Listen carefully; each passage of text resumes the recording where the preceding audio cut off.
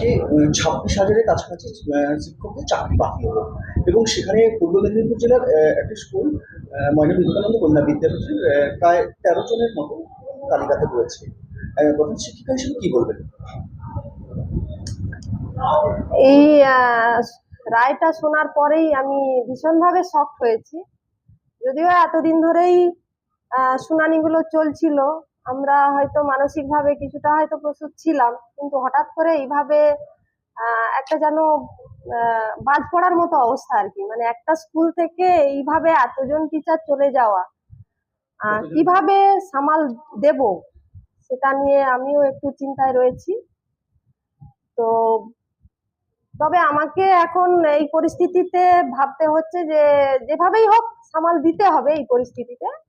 তবে সরকারও নিশ্চয়ই এটা নিয়ে ভাবছেন যে বেশ কিছু স্কুলেই তো এরকম হয়েছে, শুধু আমার স্কুল তো নয়। তো সেই স্কুলগুলোও যেভাবে চলবে আমাকেও চালাতে হবে, এবং আমার মনে হয় যে সরকারের একটু আমাদের কথাগুলো ভেবে কিভাবে এই পরিস্থিতিটাকে ট্যাকেল করা যায় তাদেরও ভাবা উচিত আর কি। এই মুহূর্তে লিস্টে কতজনের নাম রয়েছে? আপাতত আমাদের স্কুল থেকে আপনারাই তো জানেন, আপনারা তো সবই জানেন কি হয়েছে। আহ এই 12-13 জনই আছে। ইনফ্রাস্ট্রাকচার কিভাবে চালাবে? মানে এই মুহূর্তে আমাকে সবাইকে নিয়ে বসে আলোচনা করতে হবে। আমার ম্যানেজিং কমিটি আছে বা আমার যারা এক্সিস্টিং টিচার রয়েছেন, সবাইকে নিয়ে বসে আলোচনা করে তবে গিয়ে আমরা একটা স্থির সিদ্ধান্তে আসতে পারবো যে কিভাবে চালাবো আর কি। আগে কি আপনারা জানতে পেরেছিলেন? না, এটা তো দীর্ঘদিন ধরেই চলছে, এই হবে ওই হবে শুনছি, যেভাবে আর কি সেইভাবেই চলছে।